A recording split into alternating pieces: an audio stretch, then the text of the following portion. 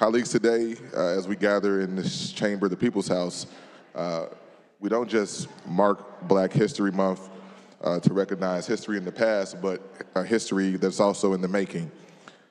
This is the body where Abraham Lincoln, the great emancipator, began his political career in 1832. He was a member of the Illinois House, where he learned the power of government to shape a nation. But while Lincoln would one day help end slavery in this country, we cannot ignore that this very institution, the Illinois House of Representatives, was not always on the right side of history.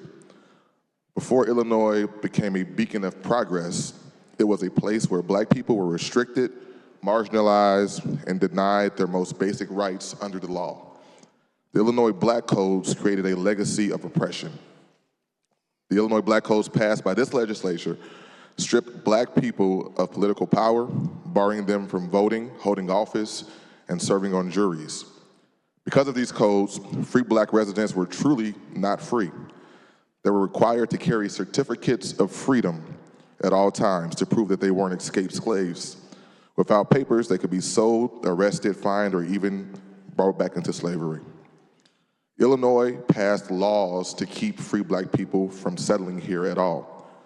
The 1853 Exclusion Act, approved by our predecessors in this chamber, made it illegal for free Black persons to even enter the state.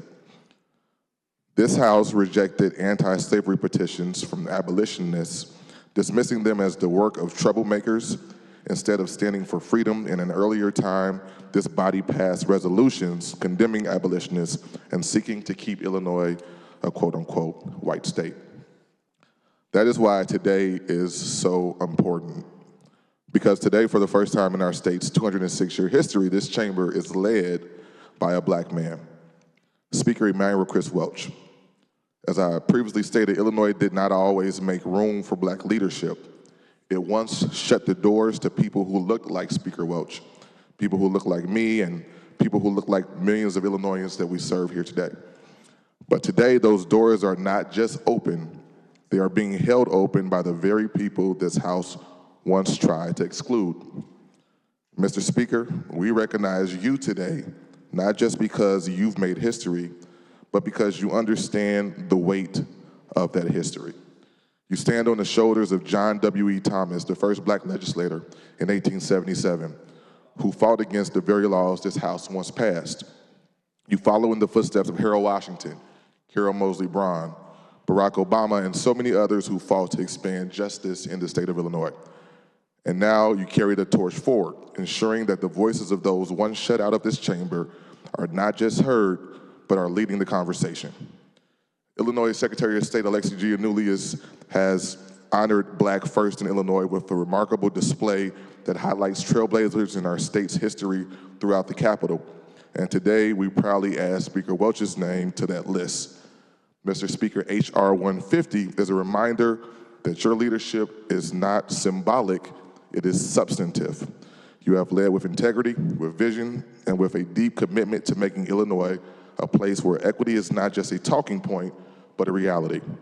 As we celebrate Black History Month, let us not just look back at history, let us honor it by continuing to do the work. Because history isn't just made by those in our past, it's being made right now. Thank you, Mr. Speaker, thank you for your leadership, and thank you for making history.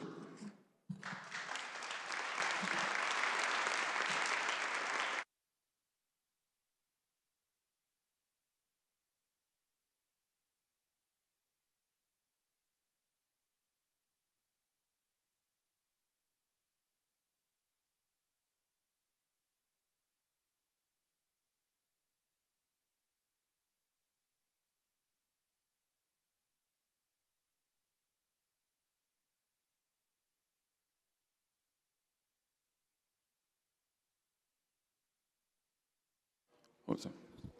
Speaker Welch. Mr. Speaker, I don't know whose idea this was, but whoever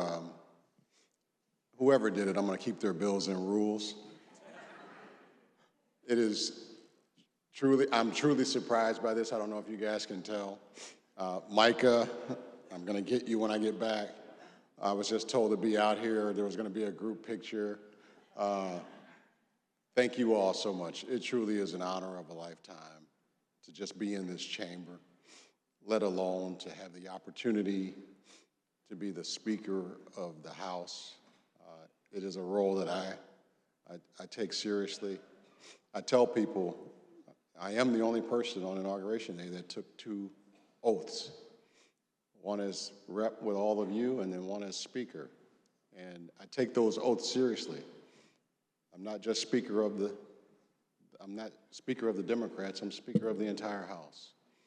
And I just happen to be a black man. But that does not escape me the significance of that, particularly in the moment we're in right now where a lot of folks are trying to erase black history. So this is really special. You guys got me good today. I love you all. I love this great state. And I just want what's best for each and every one of us, whether we're in a red district or a blue district. We want what's best for all of Illinois. Thank you all so much.